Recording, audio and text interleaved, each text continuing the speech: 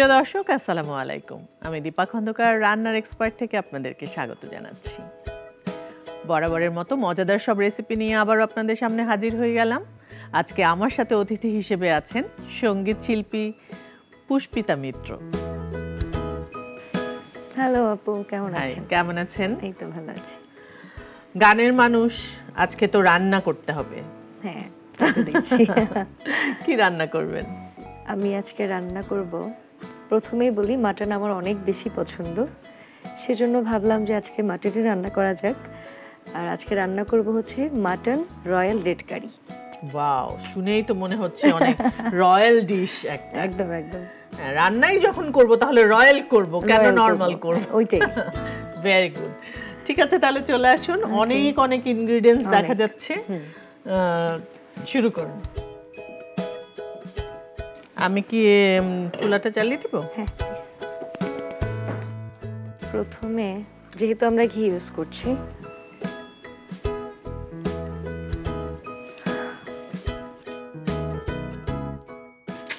গরম মশলা একটু দিয়ে নিই। এই যে তেজপাতা দিলাম, দারচিনি, কি দিলাম? এলাচ দিলাম, আর লং।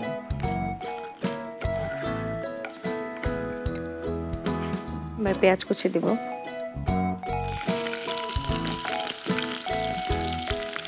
এক কাপ পরিমাণ পেঁয়াজ কুচি দিয়ে দিচ্ছি আমরা।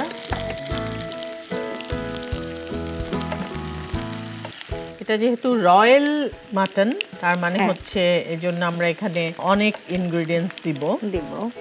আর রয়্যাল রেড কারি যেহেতু একটু যেন রেড হয়, সেটার জন্য একটু টমেটো কুচি আমরা দিয়ে দিব।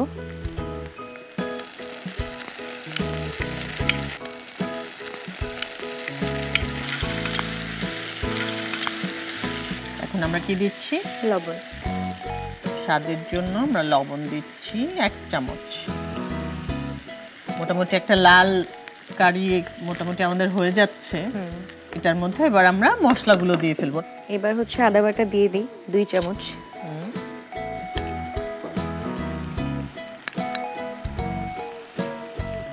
আদা বাটা, রসুন বাটা দিচ্ছি 2 চামচ।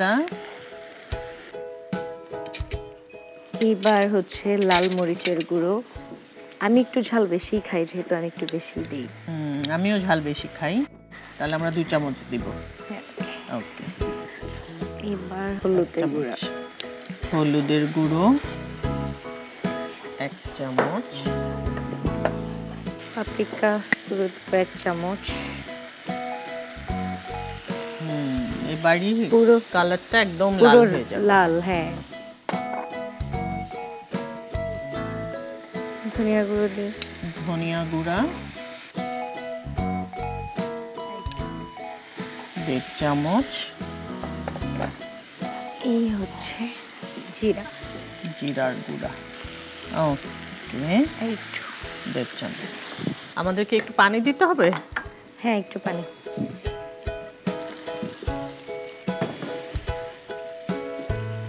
খুবই সুন্দর একটা কালার হচ্ছে। আচ্ছা, এবারে হচ্ছে আমরা বাদাম বাটাটা দিয়ে নিই। 1.5 চামচ ছিল, আমরা পুরোটাই দিয়ে দিলাম। আর কি আছে? এবার আমরা দিয়ে দিব হচ্ছে গোলমরিচের গুঁড়ো 1 চামচ। গোলমরিচ। এবার গরম মশলা গুঁড়ো। গরম মশলার গুঁড়ো। আমাদের মশলাটা কষানো হয়ে গেছে, এবারে এখানে মাংসটা দিয়ে দিব।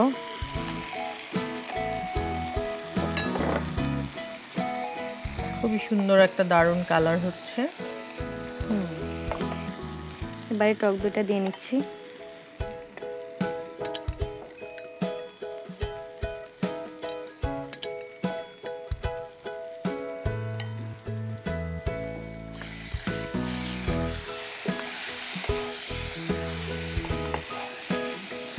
একটু পানি। কষানো হয়ে গেলে আমরা পানি দিয়ে দিব। বেশি দিব না অল্প? অল্প। ওকে, ঠিক আছে।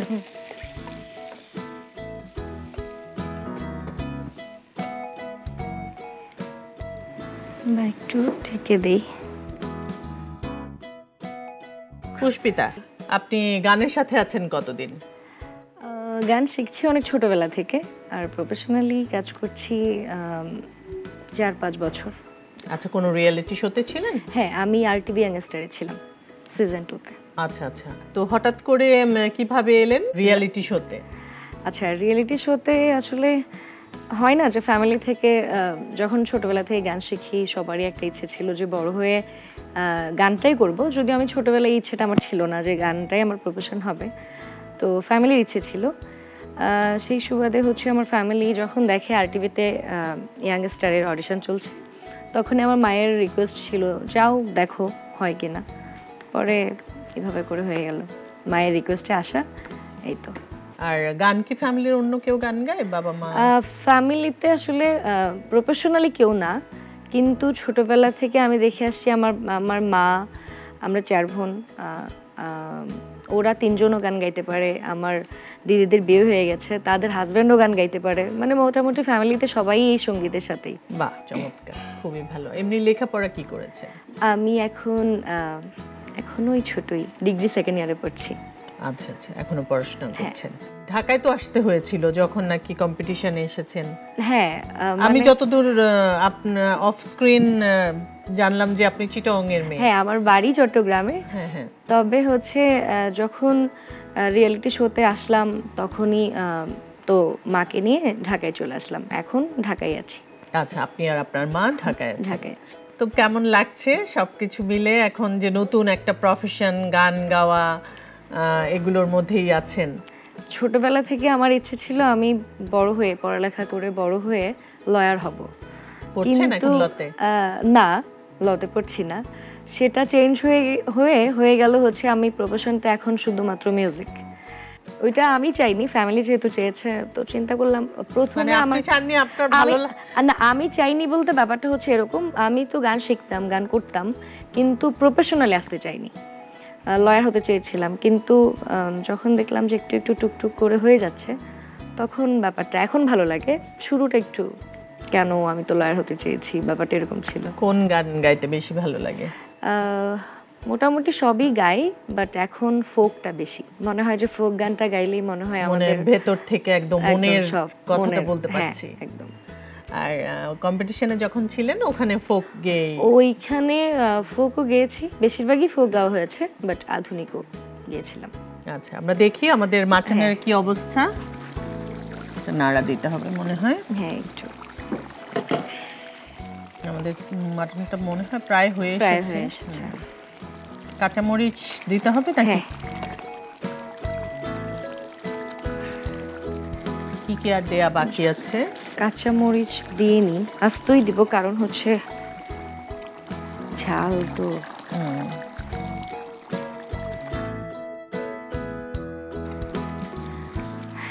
চিনি,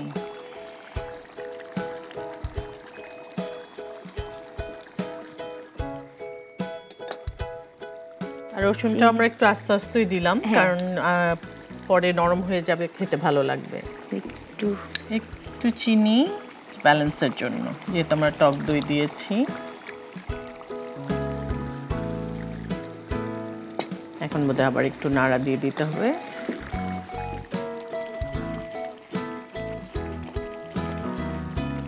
খুব সুন্দর একটা কালার হয়েছে, গ্রেভিটাও সুন্দর ঘন হয়ে এসছে। আমার মনে হয় আমাদের আর একটু কিছুক্ষণ রাখতে হবে, কারণ হচ্ছে আমি যত খাবারই খাই, এই মাটনটাই মনে হয় আমার কখনো অপ্রিয় হয় না।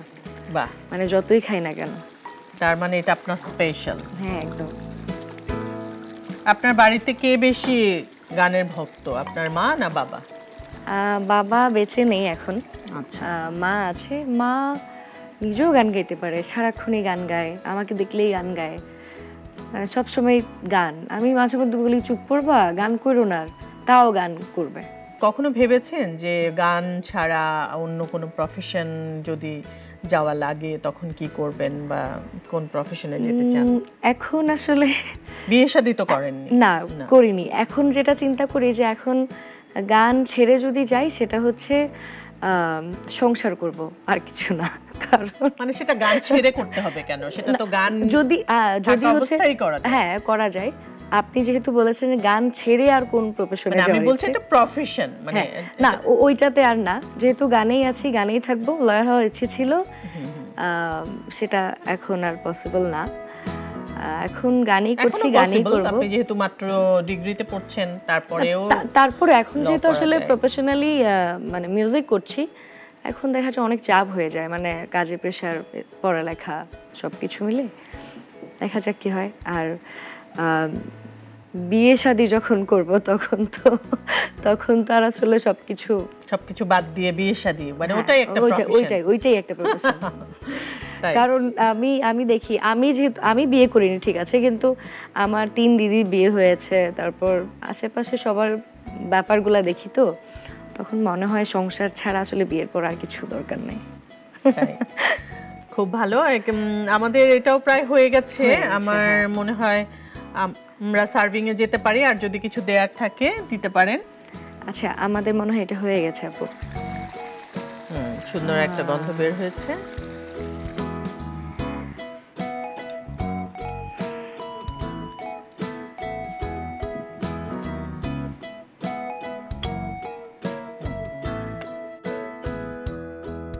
আচ্ছা, সবাই তো পেঁয়াজ বেরেস্তা দেয়, আমি আজকে রসুনের বেরেস্তা দিব।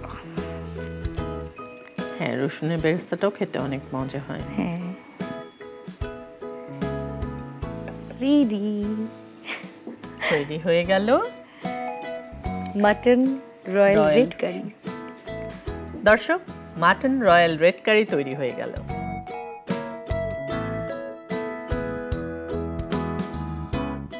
পুষ্পিতা, অনেক অনেক ধন্যবাদ আপনাকে। এত মজাদার একটা রেসিপি আপনি আমাদের দর্শকদের সাথে শেয়ার করলেন।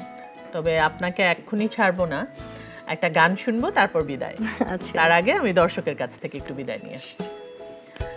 দর্শক, এই ছিল আমাদের আজকের আয়োজন। দেখা হবে আগামী পর্বে নতুন কোনো রেসিপি এবং নতুন কোনো অতিথির সাথে। সেই পর্যন্ত সবাই ভালো থাকবেন, সুস্থ থাকবেন, সুন্দর থাকবেন, আর অবশ্যই রান্নার এক্সপার্টের সাথেই থাকবেন। বলেছিলাম গান শুনবো। তুমি চোখের আড়াল হও, কাছে কি বা দূরে রও, মনে রেখো আমি